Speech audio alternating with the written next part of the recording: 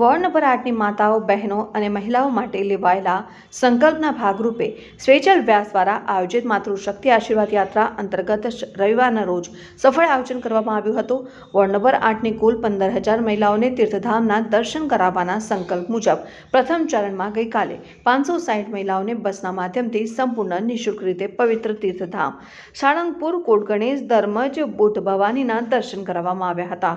આ યાત્રામાં મહિલાઓ માટે સલામતી વ્યવસ્થા અને સુવિધાઓનું સંપૂર્ણ ધ્યાન રાખવામાં આવ્યું હતું।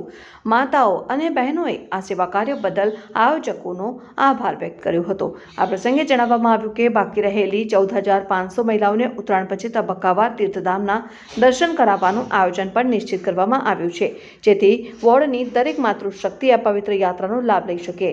માતૃશક્તિના આશીર્વાદ સાથે લેવાયેલો આ સંકલ્પ માત્ર વચન પૂરતો નહીં, પરંતુ કાર્યકર્તાઓનો સાકાર થતો જઈ રહ્યો છે, જે વોર્ડ નંબર 8માં સેવા અને વિશ્વાસનું ઉદાહરણ બની રહ્યો છે।